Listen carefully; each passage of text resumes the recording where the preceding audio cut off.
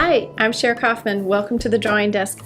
I've been hearing from many of you working with my small books, and so I thought I would do a small book idea series just to give you some ways to work outside of the box. But also these are ideas that you can transfer to your larger pages or your bigger coloring books if you want to. It's just nice sometimes to have something that's a little different that either creates focus or get you to kind of loosen up and move out of the box in a way that is, I don't know, freeing that way. So let's just give it a try here. Today I'm going to be working from Dream. And I have a page here that I am picking because it has a quote and an open space. There's a quote on the back here, "Listen to the wind, dreams often come in soft whispers." And this is not the page that I'm going to be working with. I'm actually going to be working with this open page here. And I do know that there's a possibility that I may be losing this page that has print on the other side, but because I'm doing something on the creative realm, I'm okay with that. I'm okay with it changing, but I'm also okay with whatever the impressions are that move to that back page, because that might be something I work with later. And I have a whole video on that if you're interested, on working with the impressions that are left on the back side of a paper. For today, I'm going to be using just a Pilot pen. This is a 0.38. This is a very tiny nib. This is not a thick line. So if you're interested in working with a thicker line like a 1.0 or a 0.5 or a 0.7 or a 0.9, you go find the pen that you're comfortable with. You can also work with a plain ballpoint pen. If you work with a technical pen, a gel pen, or a marker, that will definitely go through the backside of your page. So just keep that in mind. For me, this does go through a little bit of the page, but I'm okay with that because, again, I might be using the impressions it leaves on the back later. For today, I'm going to be talking to you about partial design, partial coloring. And this is a way of just sort of being loose in what you draw and loose in what you color. There's no set anything that has to go with this. This is completely open to interpretation and design, which is a lot of fun because you don't have to complete anything and it looks really cool. So I'm going to be doing some just some different designs around the quote here because I do want the quote to be something that is highlighted. So I'm just going to begin by placing some designs on the page. And then I'm going to move to other designs. And I'm going to be moving. And you'll notice these are just sort of partial designs. Nothing ever gets touched or finished in any particular way. There's no set motion in anything. I'm just simply putting things down.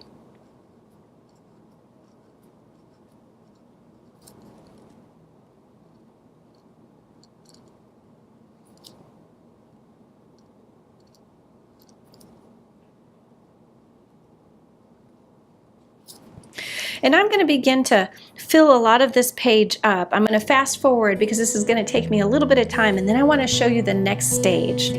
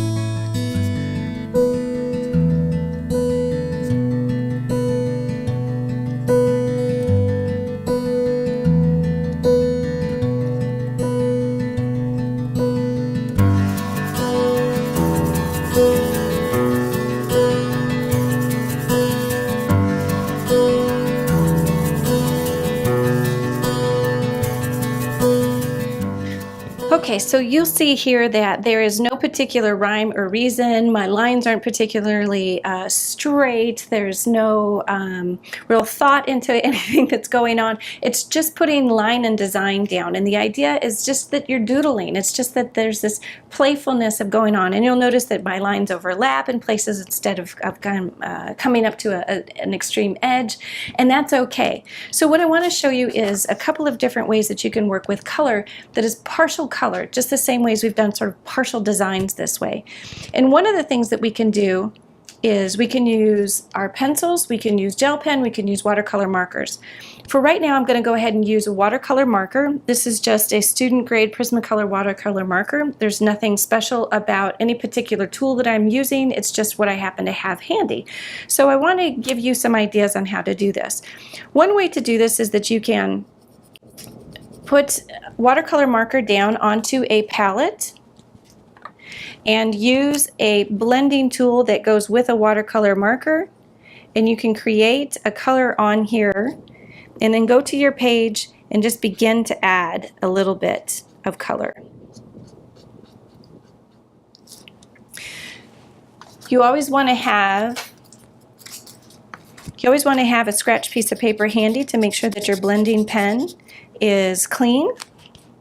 And when you're done using a particular color, you also want to clean your blending palette. You want to clean that off.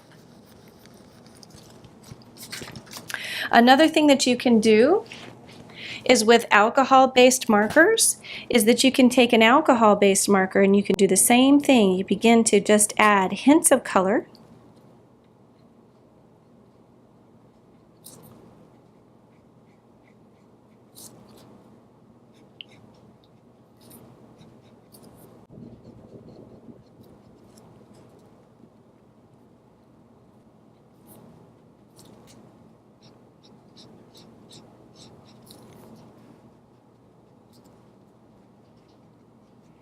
You don't even have to stay in the lines.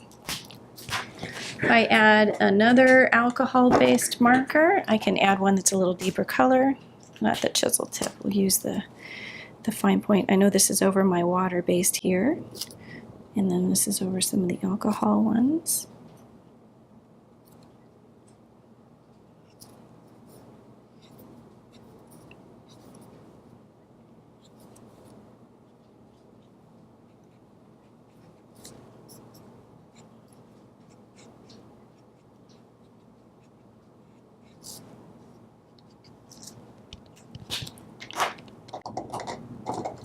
This is another alcohol-based marker.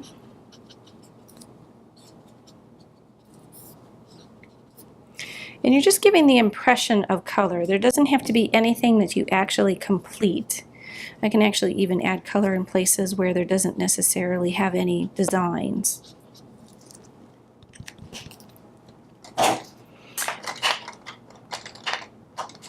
The other thing you can do is you can use just whatever pencils that you have available. So here's a Prismacolor pencil, very similar to the markers that were being used.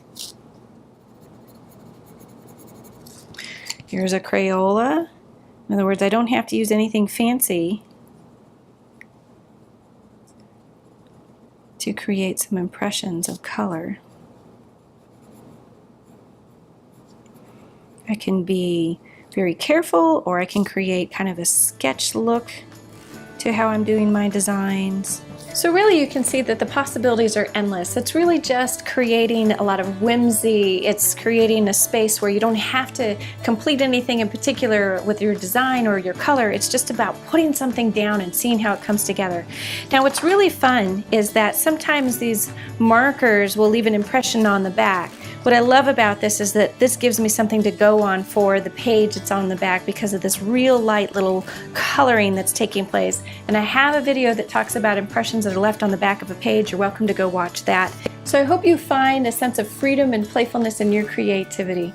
I'm Cher Kaufmann. Until next time, may you find more color in your day.